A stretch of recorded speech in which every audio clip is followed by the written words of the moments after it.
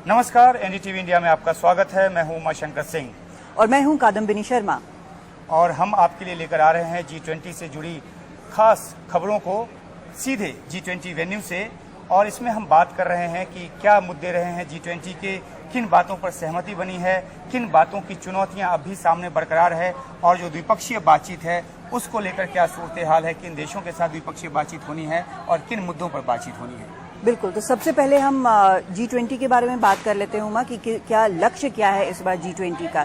एक तो लक्ष्य है कि फूड सिक्योरिटी के मसले को देखना है, एनर्जी क्राइसिस जो हो रहा है रूस यूक्रेन युद्ध के कारण उसके बारे में बात होगी और अफ्रीकन यूनियन को शामिल करना चाहता है भारत, उस पर काफी मेहनत कर रहा है। तो ये एक जो कुछ लक्ष्य हैं बड़े। जी बिल्कुल, इसको हम ऐसे बाइफरकेट ट्राइफरकेट करके देखना होगा कि क्या चुनौतियां हैं, क्या उपलब्धियां अब तक की रही हैं, किस बात की जो आशंका है और किस बात की संभावना है। तो हम पहले बात करते हैं कि क्या उपलब्धियां रही हैं अभी तक जो सामने आया है। उसमें ये कि जो आर्थिक जो सहयोग की जो बात है, चाहे वो डिजिटाइजेशन की बात है या फिर जो डिजिटल करेंसी को प्रमोट करने की बात है, और खासतौर पे जो वर्ल्ड बैंक की रिपोर्ट आई है उसमें भारत की जो उपलब्धि है उसका बखान किया गया है। कहा गया है कि जो 50 साल में हो सकता था उसको 6 साल में पूरा कर लिया गया है। तो इस तरह की उपलब्धियां हैं, लेकिन बहुत सारी चुनौतियां भी हैं। बिल्कुल, चुनौती जैसे कि हमने पहले ही बताया कि रूस यूक्रेन युद्ध जो है वो एक बड़ी चुनौती है। उसके कारण फूड क्राइसिस हो रहा है, इसके बारे में सभी देश बात कर रहे हैं। इसका असर जो है वो अधिकतर देशों पे पड़ रहा है।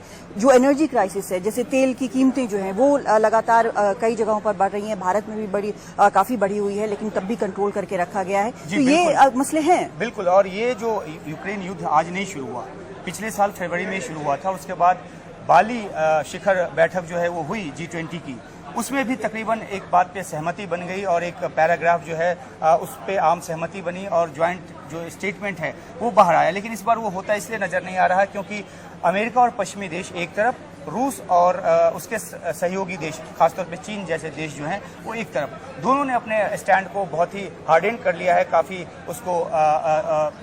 कठोर कर लिया है और ऐसे में साझा बयान आने की उम्मीद न के बराबर है। लेकिन साझा बयान पर यह भी कहा जा रहा है, यूएस की जो प्रवक्ता है विदेश मंत्रालय की, उनसे हमने बात की, उन्होंने कहा कि मुश्किल है, नामुमकिन नहीं। लेकिन अभी फिलहाल जो हालात हैं उनमें नामुमकिन ही लग रहा है। भारत एक ऐसे यूनिक पोजीशन में है जहां पर वो कोशिश कर रहा है कि ज्यादा से ज्यादा मुद्दों पर सहमति बने। जो साल भर बैठकें चली है उसमें कम से कम 59 मामलों पर सहमति बनी है, लेकिन एक ज्वाइंट स्टेटमेंट होगा या नहीं, इस पर बड़ा सवाल है। और अगर नहीं होगा तो ये पहली बार होगा कि G20 शिखर बैठक के बाद ज्वाइंट स्टेटमेंट जो है वो ना आए। खैर, उस तरफ कोशिश अभी भी जारी है। जो शेरपाओं की बैठक हुई उसमें कई तरह से वाक्यों को बनाकर और कई तरह से भाषाई तौर पे उसको शुद्ध करके, कई तरह से ऐसी भाषा का इस्तेमाल करके जो दोनों ही पक्षों को पसंद आए, लेकिन उस पर सहमति अभी नहीं बनी है। लेकिन इससे G20 का जो महत्व है वो घट नहीं जाता, क्योंकि ये जो फोरम है वो आर्थिक सहयोग के लिए बना फोरम है और जो वित्तीय संकट दुनिया में आते रहते हैं और जो कि इस बार यूक्रेन रूस युद्ध की वजह से, बेशक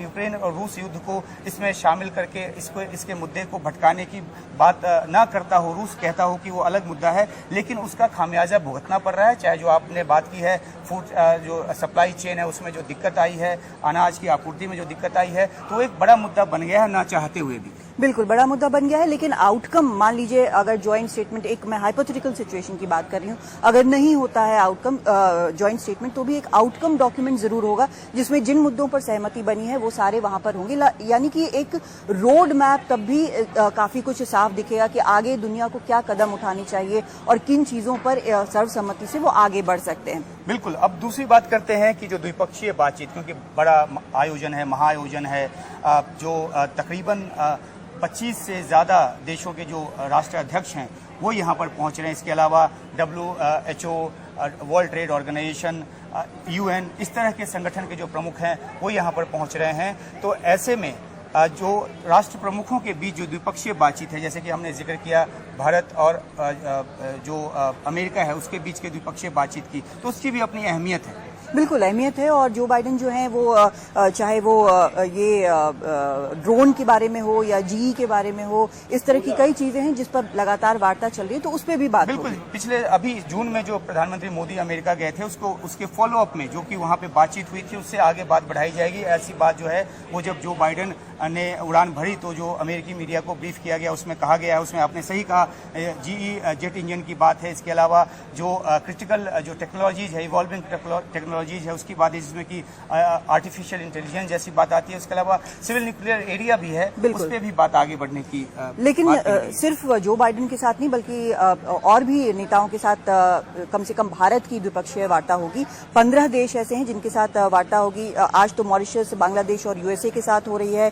9 तारीख को होगी यूके, जापान, जर्मनी, इटली के साथ। 10 तारीख को फ्रांस के साथ। तो काफी लंबा चौड़ा है ये पूरा प्रोग्राम और इन नेताओं की भी अलग अलग देशों के साथ द्विपक्षीय वार्ता होगी। और सबसे बड़ी बात है कि भारत ने जिस तरह से ग्लोबल साउथ को आवाज देने की कोशिश की है, उनके हकों की, उनके हितों की बात उठाने की कोशिश की है, उसको एक सहमति मिलती नजर आ रही है। और जो अब तक की जानकारी उसके मुताबिक ज्यादातर देश इस बात पे सहमत हो गए हैं कि अफ्रीकन यूनियन को एक सदस्य के तौर पे शामिल किया जाए। हालांकि G20 क्या फॉर्मली G21 होगा, ये सब जानने में अभी थोड़ा वक्त लगेगा, लेकिन इतना जरूर है कि वे देश जहां पे कि अनाज की समस्या है, जहां पे प्रति व्यक्ति आय कम है, जहां की अर्थव्यवस्था लचर है, उनको एक बड़ा फोरम दे दिया है भारत ने अपनी तरफ से आवाज उठाकर। बिल्कुल उमा, मेरी नजर इस पर भी रहेगी कि अलग अलग देश जो हैं भारत ने जो आयोजन किया है उस पर क्या कहते हैं, क्योंकि एक जगह पर अधिकारियों के साथ बातचीत के बजाय भारत ने इसको 50 से ज्यादा शहरों में G20 को ले गए और बिल्कुल